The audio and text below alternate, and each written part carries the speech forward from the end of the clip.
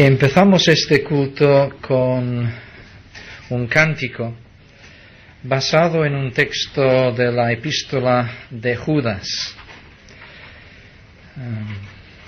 Si puedo tomar esta libertad, propongo que incluso puede ser un buen cántico para acabar este culto y así redondear lo que vamos a estar diciendo. Quiero empezar citando nuevamente este texto. Aquel que es poderoso para guardaros sin caída y presentaros sin mancha delante de su gloria con gran alegría.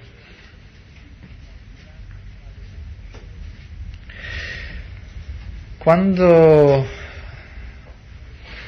te pusiste delante del Señor por primera vez y en la angustia de tu corazón, consciente del pecado y de tu miseria, le dijiste: Señor, sálvame. El Señor tomó muy en serio tus palabras.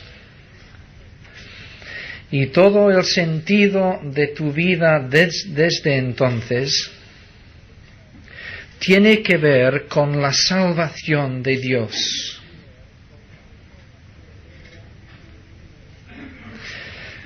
¿En qué consiste la salvación? No es solamente un trámite para eludir el infierno. Lo es, pero es mucho más que esto. Es la restauración en nosotros, la recreación en nosotros de una plena humanidad, una humanidad conforme a la imagen del amado Hijo de Dios. La salvación no es ni más ni menos que ser como Jesús.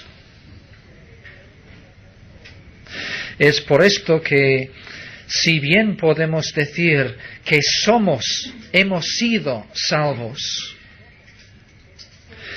ya que observamos en nosotros mismos que todavía distamos mucho de ser como Jesús, tenemos que reconocer a la vez que vamos siendo salvos y que un día esperamos ser salvos.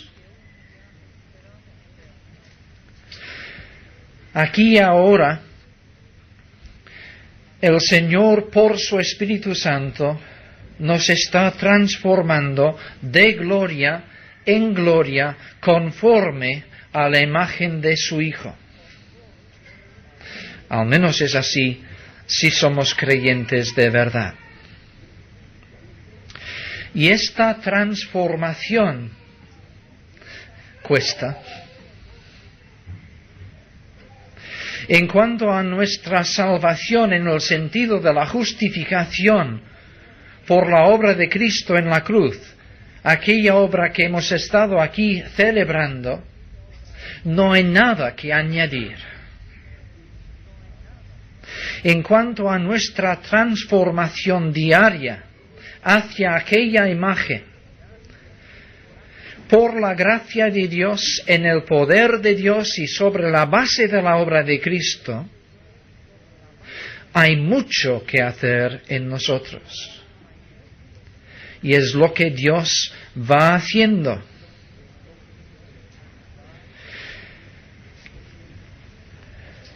Pero ya que las raíces del pecado en nosotros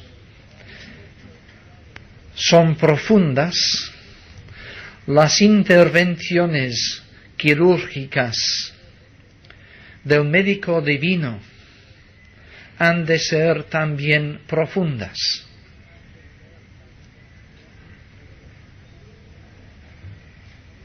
De allí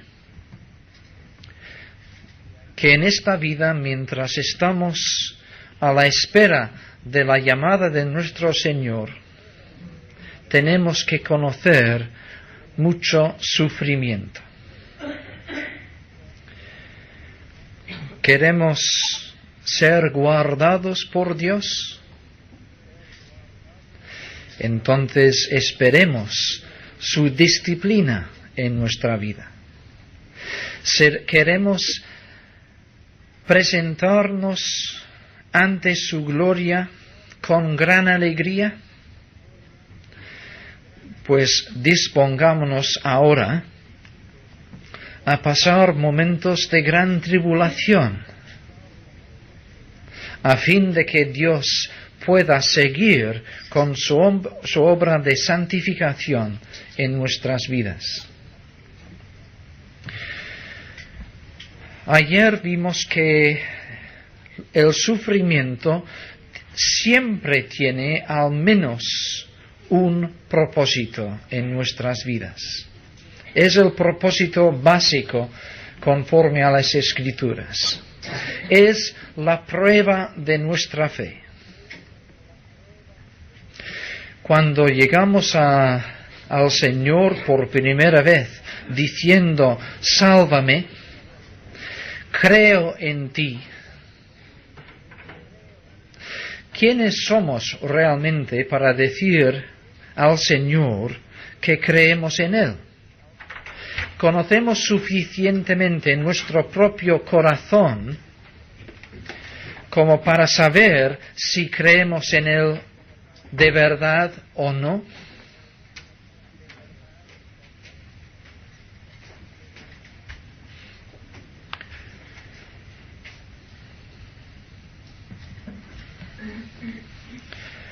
Yo acepté al Señor por primera vez con 7 años.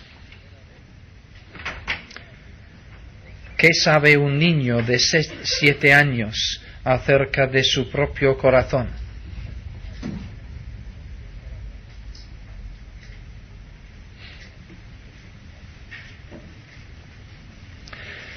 ¿Qué sabe un hombre de 50 años acerca de su propio corazón?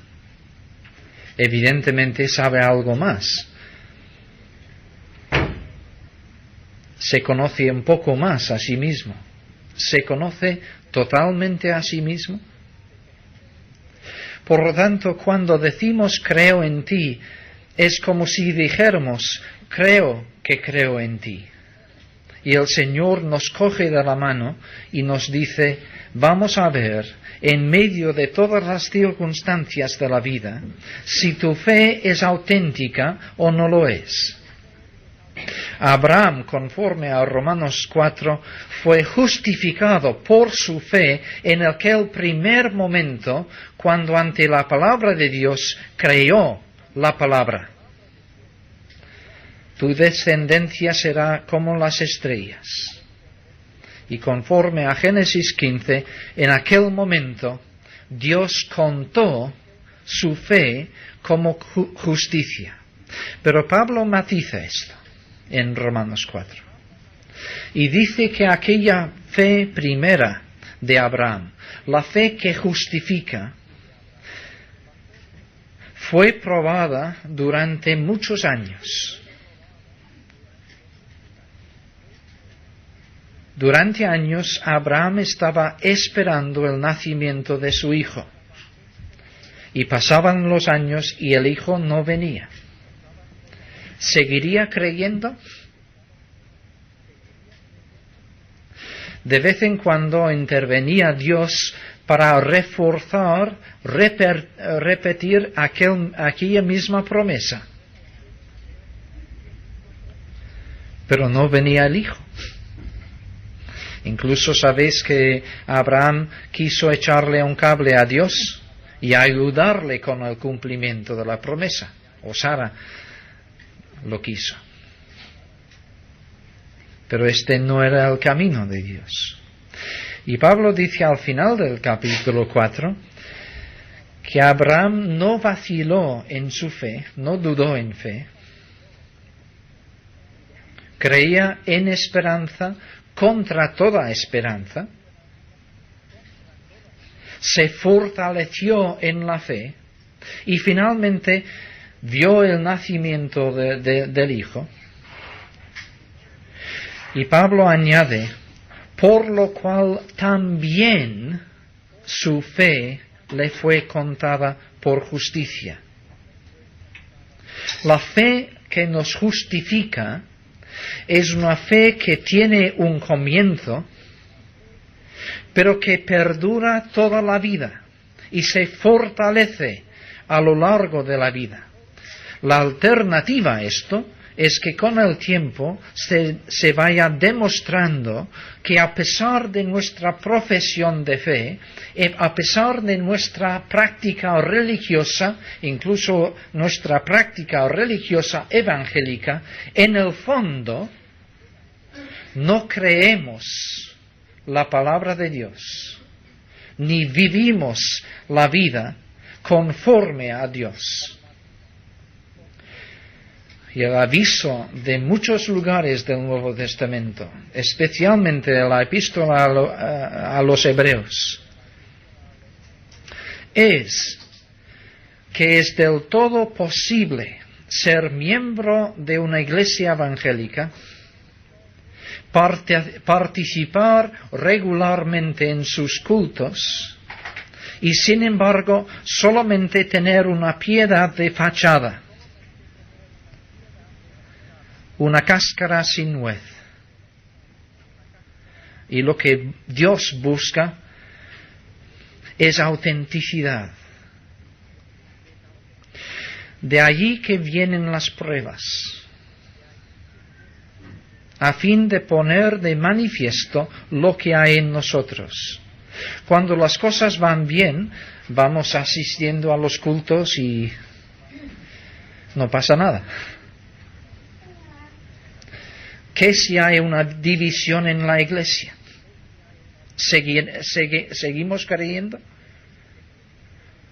¿O es que nos hundimos porque en realidad nuestra fe estaba depositada en la religión evangélica y no en Dios? ¿Qué si nos encontramos en una situación de soledad, donde no hay más creyentes? ¿Seguiremos manteniendo el mismo testimonio que cuando nuestros hermanos están alrededor? Ante esta prueba, ¿cómo se manifiesta nuestra fe? Así que ayer veíamos que la razón que siempre está allí en cuanto a las pruebas es que son para probar nuestra fe. Y a veces Dios en esta vida no nos da mayores explicaciones. Pensemos en el caso de Job. El diablo había pedido a Dios que pudiese zarandear a Job para poner a prueba su fe. Y Dios le concedió el permiso. Y durante toda la duración de sus pruebas, Job nunca recibió ninguna respuesta a la pregunta ¿por qué estoy sufriendo? Solamente somos los lectores que sabemos que su fe está siendo probada. Digo, entonces, que muchas veces, ante una prueba, si un hermano dice, ¿por qué me ha tocado a mí? La única prueba, la única razón segura que podemos decirle es que es una prueba de su fe. No porque no haya otras razones. Sí que las hay. Yo sospecho que nunca es el caso de que Dios solamente está probando nuestra fe. Casi siempre, a través de esta prueba, Dios también saca mucho provecho para nosotros. Pero esto es lo que más o menos veíamos ayer. Hoy quiero deciros que hay estas otras razones. Si bien a veces no empezamos a verlas siquiera hasta años después de la prueba en cuestión. Dios persigue muchas finalidades detrás de las pruebas de la vida. Normalmente el hermano que ha vivido una fuerte prueba y ha salido de ella con su fe intacta, no es igual después que antes. Aunque a veces nos cuesta definir en qué ha cambiado, pero notamos el cambio. Dios es sabio, sabe lo que está haciendo. Yo tengo aquí una lista de 8 propósitos adicionales. Y como bien sabéis, necesito un mínimo de 15 minutos para cada uno. Pero ya que he prometido que a la 1 habrá acabado el culto y tenemos que cantar una canción y hacer una oración al final, si no llego a cubrir los 8 puntos, pues tendréis que invitarme otra vez para completar. Vamos a volver otra vez a Deuteronomio capítulo 8. El texto que meditábamos ayer, porque aquí vemos 2 razones más por las que Dios tuvo a los israelitas en el desierto. La primera razón, la de ayer, fue, versículo 2, para afligirte, para probarte, para saber lo que había en tu corazón. Pero en el versículo 3 hay otra razón que es la primera razón que quiero dejar con vosotros hoy. Podríamos decir que las pruebas nos son dadas como un aprendizaje en la vida de fe. Versículo 3. Dios te afligió y te hizo tener hambre. Ahí está la prueba. ¿Y por qué hizo Dios pasar a Israel por esta prueba? Sigue el texto. Y te sustentó con maná, comida que no conocías tú, ni tus padres la habían conocido, para hacerte saber que no sólo de pan vivirá el hombre, mas de todo lo que sale de la boca de Jehová vivirá el hombre.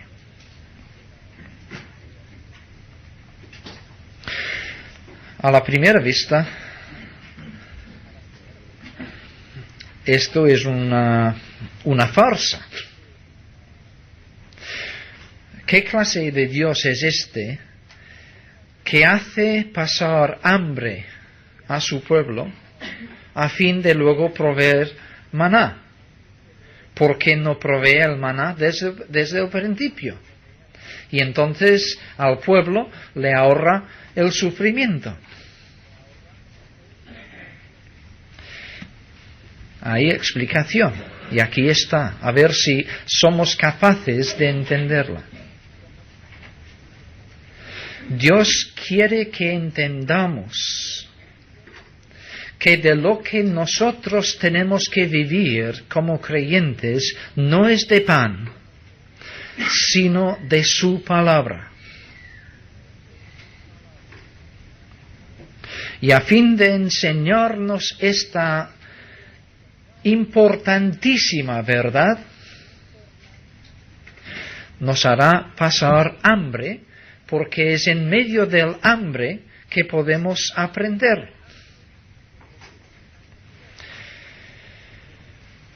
Si los israelitas se hubiesen encontrado de inmediato en una tierra fértil que fluye leche y miel, quizás durante unos instantes habrían expresado su gratitud al Señor, pero enseguida, muy rápidamente, siendo seres humanos, se habrían olvidado del Señor y dirían para sí: si ahora comemos es porque cada año sembramos,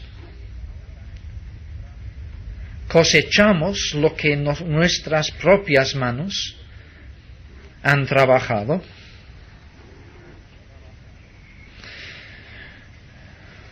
Al menos en los últimos años, supongo que nadie aquí ha pasado hambre.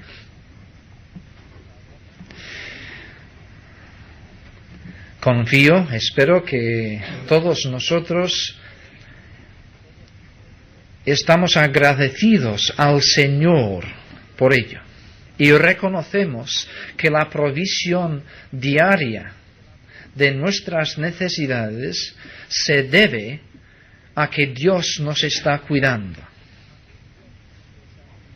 Pero es muy fácil en situaciones de abundancia dar por sentado de que mañana comeremos. Es cuando de repente no hay recursos que has de aprender a la fuerza que Dios es el Dios de toda provisión.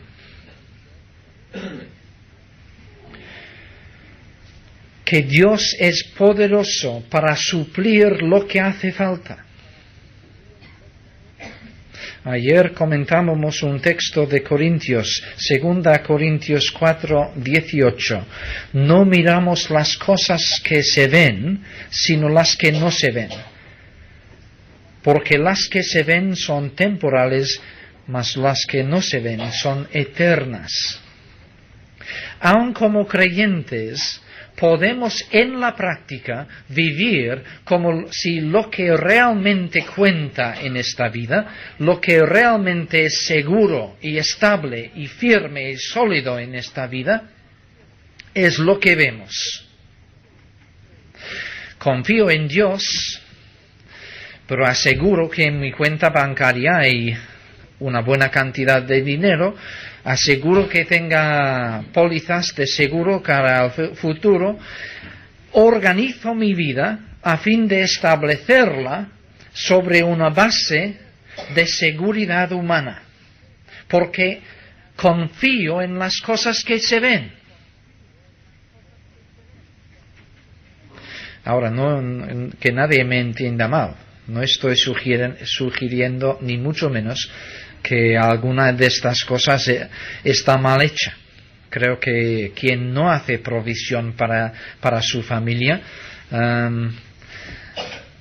está infringiendo otro principio de la palabra de Dios. Pero estamos hablando de las pruebas que nos vienen, y Dios nos enviará pruebas de escasez, quizás no en lo material, quizás en lo afectivo, quizás en lo social, quizás en alguna otra área de nuestra vida, a fin de que aprendamos que Dios es el Dios que provee y que su palabra y sus promesas son firmes y en Cristo sí, amén, y sobre ellas podemos descansar y sobre ellas hemos de ir construyendo nuestra vida.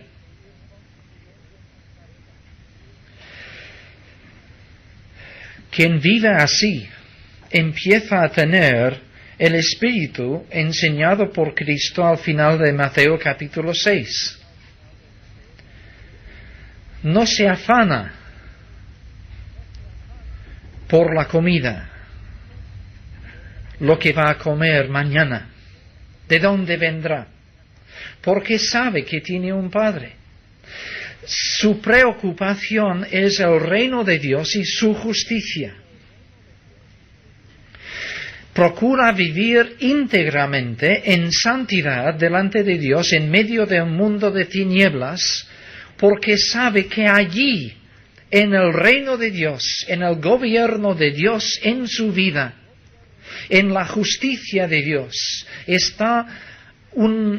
se encuentra el firme fundamento de su vida, no en las cosas materiales. Y Dios nos envía pruebas a fin de enseñarnos que su palabra ha de ser el fundamento de nuestra vida. El creyente que está aprendiendo estas lecciones ya está aprendiendo cómo tratar a estas ansiedades que todos inicialmente conocemos. Por nada estéis afanosos, sino sean conocidas vuestras peticiones delante de Dios. Y la paz de Dios, que sobrepasa todo entendimiento, guardará vuestros corazones y vuestros pensamientos. Antes decíamos que queremos que Dios nos guarde. Esto tiene implicaciones. No es solamente que Dios nos vaya a guardar impidiendo que ninguna clase de ataque nos alcance. Más bien, Dios tiene el propósito de guardarnos en medio de los ataques, enseñándonos por la fe a emplear los recursos que Dios mismo nos da y así recibir de sus manos la paz que sobrepasa todo entendimiento y que vence las ansiedades.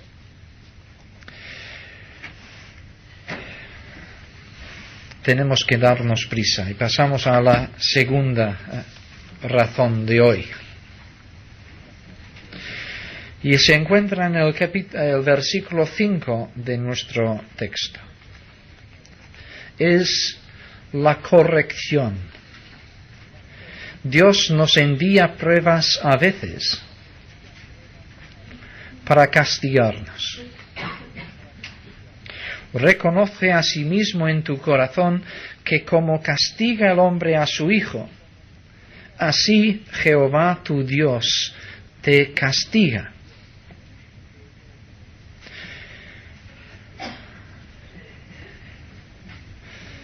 Aun los incrédulos suelen responder ante la prueba: ¿qué he hecho yo para merecer esto? Y con una pregunta así, dan por sentado que hay un Dios en los cielos que reparte a cada cual lo que merece.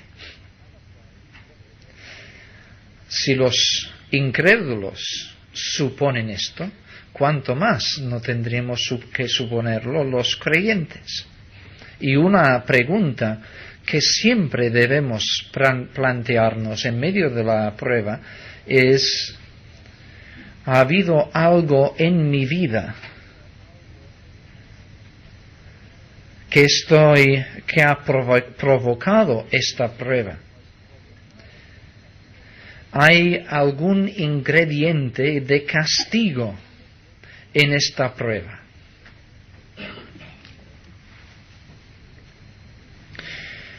Notemos bien el símil que Moisés emplea aquí. Cómo el hombre castiga a su hijo. No dice como el juez castiga al delincuente. El castigo que nosotros merecemos de manos del juez ha sido asumido por Cristo en la cruz.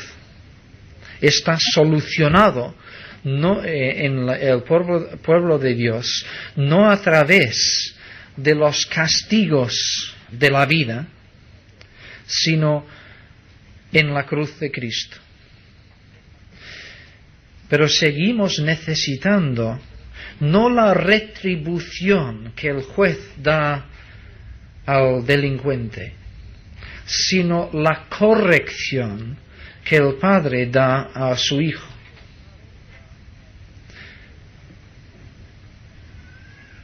Dios no nos castiga en el sentido de exigir retribución a nosotros. Nos castiga con el fin positivo de corregirnos, Por cierto, y entre paréntesis, hay una enorme confusión en cuanto a la justicia secular en nuestros días acerca de estos dos matices. Cada vez más los tribunales humanos actúan como un padre con su hijo, en vez de como un juez con el delincuente. Pero este es otro tema, y lo dejo.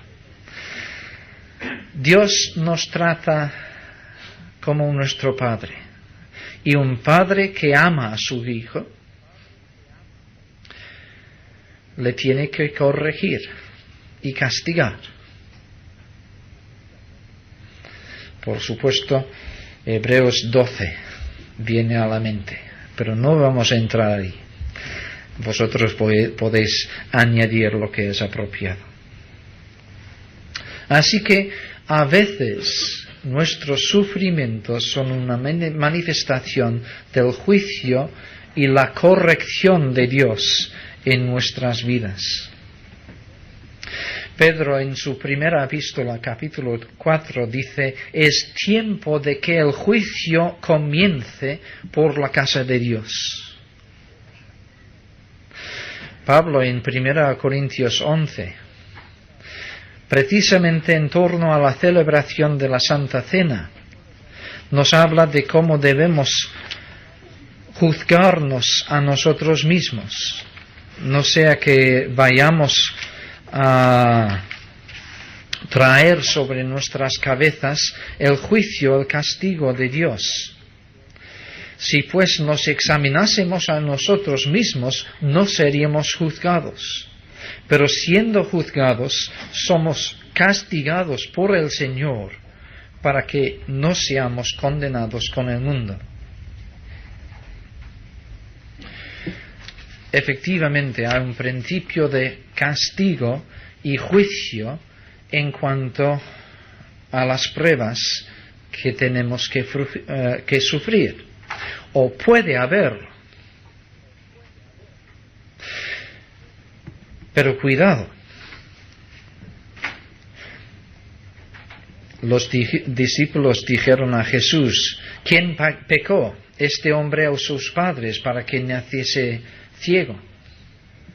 Y Jesús contesta que ni el hombre ni sus padres. Los discípulos habían entendido el principio del castigo, pero querían aplicarlo a cada caso de sufrimiento. Hoy en día, en nuestros círculos evangélicos, creo que tendemos al otro extremo. Yo, en torno a Juan capítulo 9, el caso del hombre ciego, he oído predicaciones en los que el predicador ha dicho que Dios no castiga a sus hijos, y que si una persona está enferma, no debemos buscar una causa moral en el enfermo por la cual Dios le está castigando. Pero que del paralítico de Juan 5, versículos 2 y 3, ve y no peques más, le dice el Señor Jesucristo, dando a entender que la parálisis que ha sufrido era la consecuencia, no sé en qué sentido, pero era una consecuencia de su pecado. Y el paralítico sanado sabe perfectamente de lo que está hablando Jesús, supongo, porque no protesta diciendo: ¡qué pecado! En un caso, la enfermedad era la consecuencia de un pecado. En otro caso, no tenía nada que ver con el pecado. Muchísimo cuidado, entonces. No debemos apresurarnos en absoluto a suponer que porque un hermano está enfermo es por algún pecado en su vida. Pero el enfermo mismo hace muy bien si se hace un autoexamen delante del Señor y se pregunta: ¿Es por motivos de corrección que el Señor me tiene en esta enfermedad?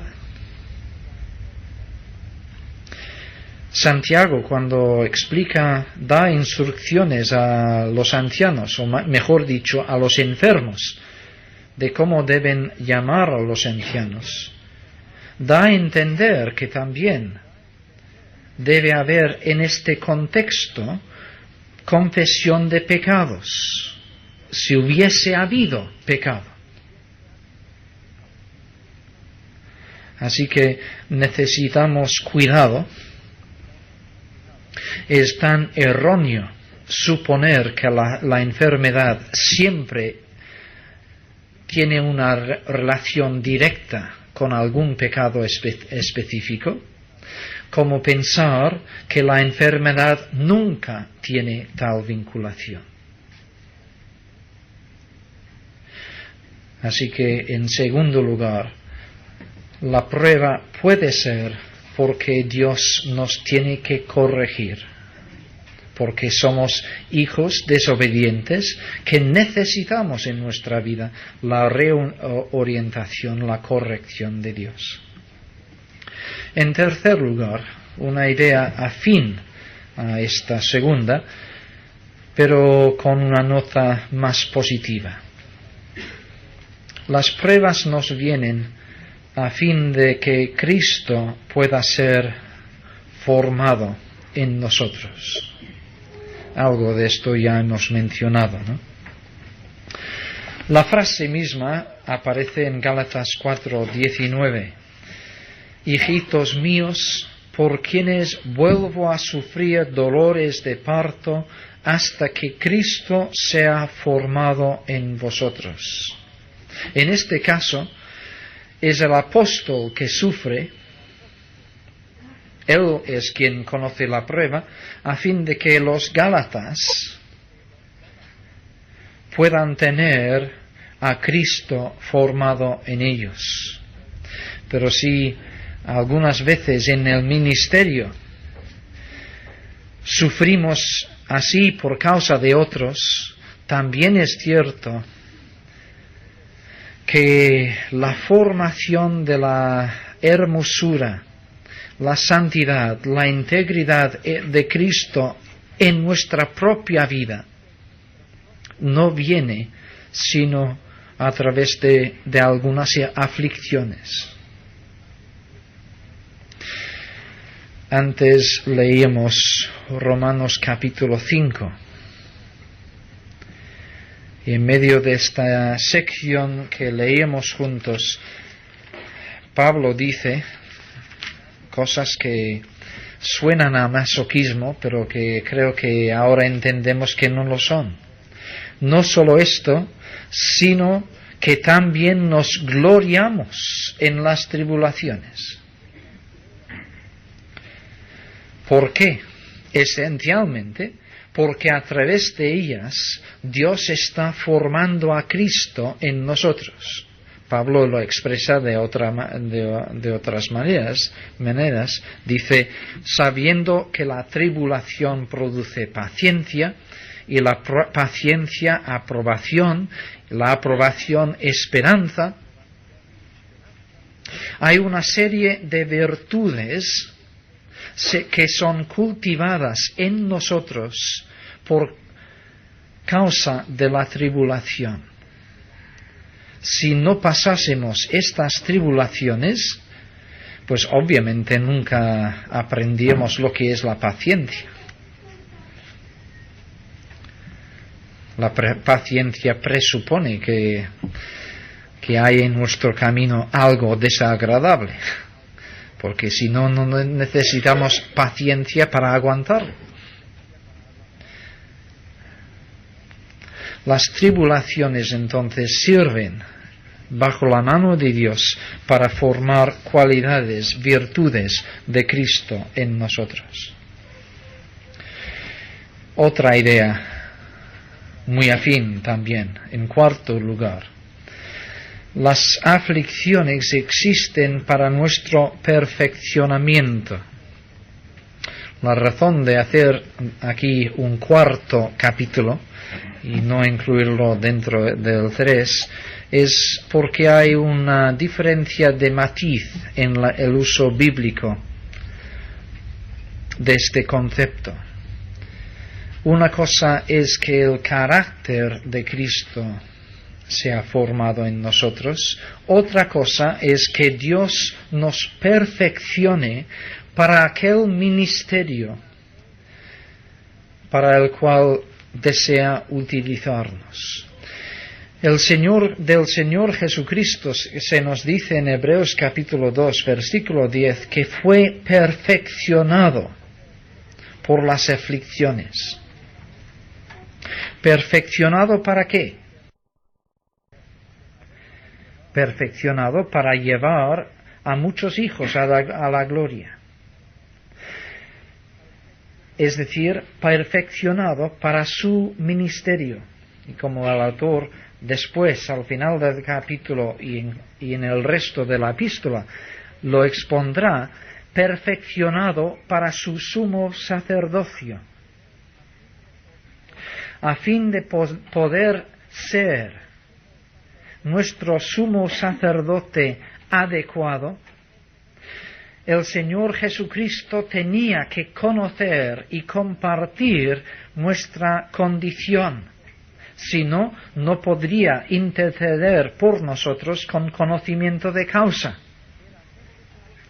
Era necesario que participara de carne y sangre, a fin de ser semejante a sus hermanos, a fin de poder representarles válidamente delante de Dios y a fin de poder interceder adecuadamente por nosotros. De allí que tuvo que conocer la miseria de nuestra condición humana. Tuvo que sufrir a fin de ser capacitado como sacerdote. Pero como sacerdote también tenía que poder ofrecer aquel sacrificio que fuese válido ante Dios para la remisión de nuestros pecados. El sacrificio de sí mismo. Y por lo tanto fue perfeccionado como nuestro sumo sacerdote a través de la muerte, de la entrega de sí mismo a la muerte. Porque sólo en base de esta muerte pudo ejercer su sacerdocio. Aquel ministerio es único y irrepetible. Y sin embargo, el principio sigue válido para todos los que seguimos en el camino de Cristo. Es a través de los sufrimientos, en gran medida, que nosotros vamos a ser capacitados para el ministerio.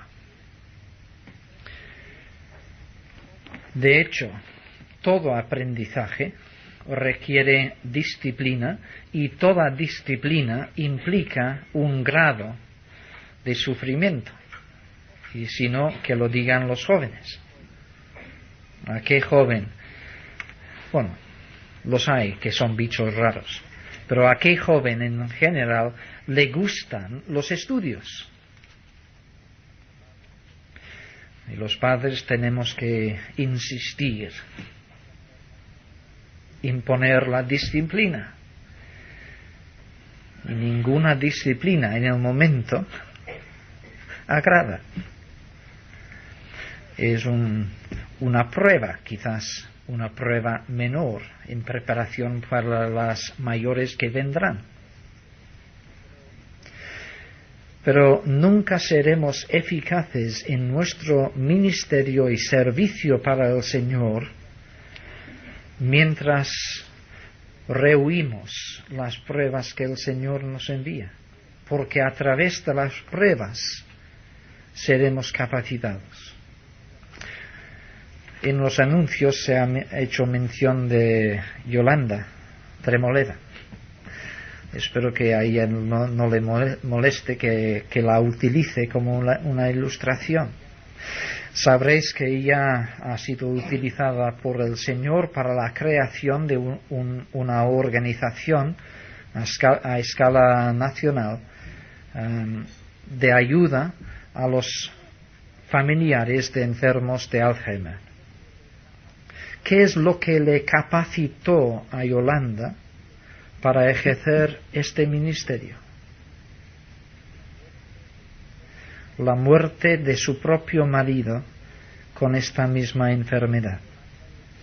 Y solo Yolanda y el Señor saben lo que aquella enfermedad implicó para ella de sufrimiento. Y sin embargo, a través de este sufrimiento, ella fue perfeccionada para el ministerio que luego el Señor la dio. Hay muchos otros casos que podríamos mencionar. El ministerio cristiano eficaz, no me refiero a aquellos ministerios que podemos conseguir en nuestro afán de protagonismo, a fin de lucir, que también se da entre los hermanos. Pero un ministerio espiritualmente eficaz, entiendo por la palabra que siempre es el fruto de aflicciones, mediante las cuales el Señor nos capacita para el ministerio. Hay un hermoso texto al principio de segunda a Corintios, no lo vamos a leer, en el cual Pablo dice que recibe consuelo de parte de Dios. Es de suponer que entonces está pasando por aflicciones. Pero en estas aflicciones él aprende a recibir consolación a fin de poder consolar a otros. Tu utilidad para el Señor, mi hermano, quizás esté en proporción a las aflicciones que has conocido en la vida y a tu propia fe ejercida en medio de ellas, por las cuales has llegado a caminar con Dios en medio de las aflicciones, a recibir de Dios poder, fortalecimiento y consuelo, que ahora el Señor puede utilizar para el fortalecimiento y consuelo de tus hermanos.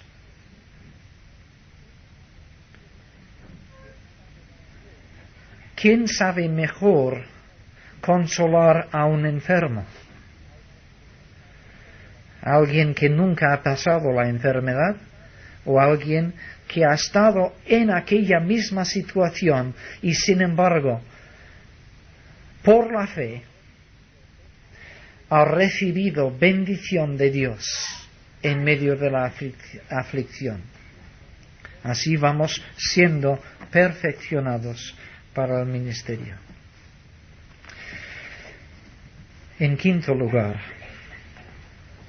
las aflicciones nos vienen para que Dios sea glorificado a través nuestro. Cuando Jesús dijo con respecto al ciego en Juan capítulo 9, que ni pecó el ciego, ni tampoco sus padres, añadió, sino para que las obras de Dios se manifiesten en él. Con este propósito, Dios había permitido que el hombre naciese ciego. ¿Estás tú dispuesto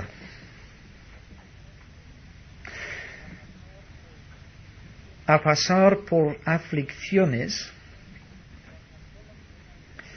con la sola finalidad de que Dios sea glorificado en ti? Es una pregunta muy fuerte que no admite de respuestas fáciles. No es cuestión de decir, yo sí. Es cuestión de ponernos delante del Señor y examinar nuestro corazón. El apóstol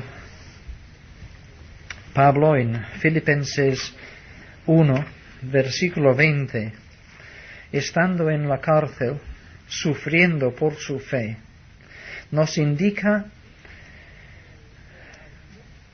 que el auténtico deseo de su corazón no son unas palabras que lucen bien ante los demás, sino que creo que este es un reflejo de su verdadero deseo personal. Es que Cristo sea magnificado en su cuerpo, o por vida o por muerte. Si me maten, es igual, con tal de que Cristo sea glorificado en mí. Y si he de vivir, es igual, con tal de que Cristo sea glorificado en mí. Porque Pablo tenía una visión muy alta del privilegio de ser escogido por Dios como instrumento en manos de Dios para la salvación de otros. Si nosotros tenemos esta misma visión, seremos capaces de entender nuestras tribulaciones como medios a través de los cuales Dios puede ser glorificado en nosotros. En mis funciones pastorales he visto esto vez tras vez. Hermanos que están sufriendo y quizás preguntando ¿por qué? Tuvimos el caso de un matrimonio joven que perdieron a una hija después de un año de enfermedad dolorosa y angustiosa.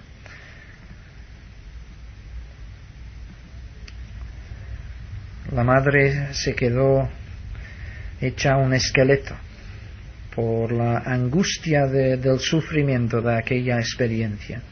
Pero estuve presente cuando un amigo suyo católico dio testimonio de lo que había visto de Dios en ellos en el momento de su sufrimiento. Claro, es un precio alto. Pero ojalá todos nosotros podemos irnos de aquí esta mañana diciendo con Pablo, no me importa morir, ni me importa seguir viviendo en medio de pruebas. Lo que me importa es que el Señor sea glorificado en mí, que otros sean beneficiados por mi testimonio de lo que Dios es poderoso para hacer en mí en medio de las aflicciones. Una extensión de esta misma idea en sexto lugar, y este será el último. Somos puestos por el Señor para testificar a los poderes ocultos, para testificar del poder y la gracia de Dios y de la eficacia del Evangelio para formar a creyentes que sigamos aferrados a Dios aun cuando Dios nos hace pasar por tribulaciones sin mayores explicaciones. Si estás pasando por una tribulación y no sabes por qué, la tribulación no tiene sentido para ti, puedes saber, uno, como dijimos ayer, tu fe está siendo probada. Ahora tienes una oportunidad de manifestar si eres un creyente de verdad o si tu fe solo era de palabras.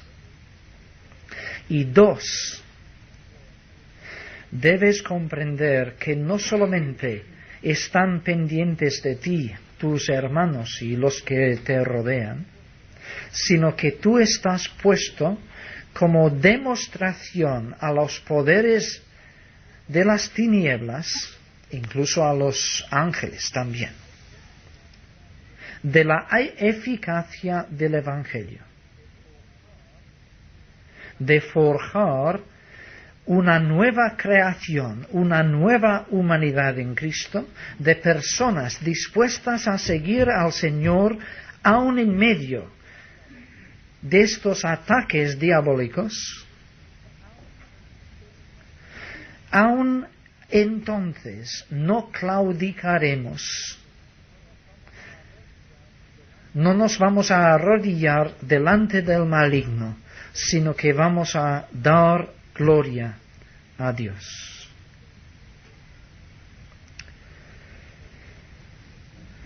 Los 2 puntos restantes eran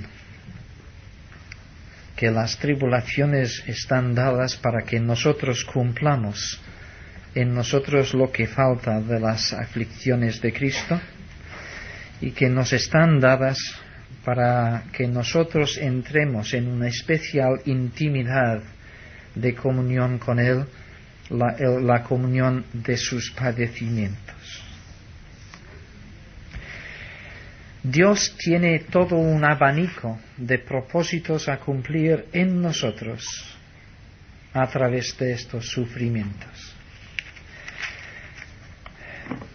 Yo no sé si estos días han iluminado en algo la pregunta: ¿por qué tenemos que sufrir? Pero esto sí que sé, que el propósito de Dios para nosotros en medio de todo esto es que podamos llegar a la posición a la que llegó el apóstol Pablo. Sé vivir humildemente y sé tener abundancia. En todo y por todo soy enseñado, así para estar saciado como para tener hambre, así para tener abundancia como para padecer necesidad. Todo lo puedo en Cristo que me fortalece. Que estemos en momentos de bien o en momentos de mal, en medio de sensaciones anímicas placenteras o en medio de fuertes dolores, sea cual sea nuestra situación, podemos como tales creyentes decir al Señor: Señor, estamos en tus manos. Haz tú con nosotros lo que te plazca, porque confiamos absolutamente en tu sabiduría, en tu bondad, en que no vas a hacernos pasar por nada innecesariamente.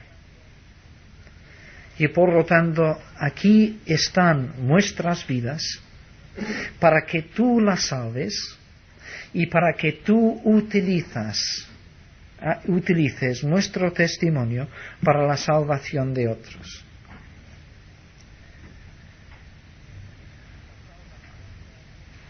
Si la salvación de algún ser querido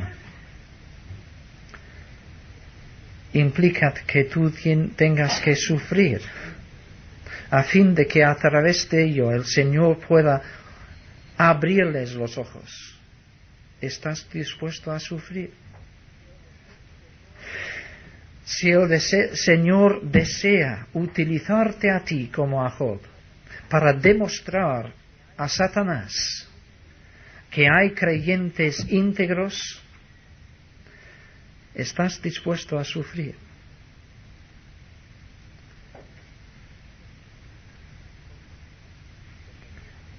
Todo lo podemos en Cristo, que nos fortalece.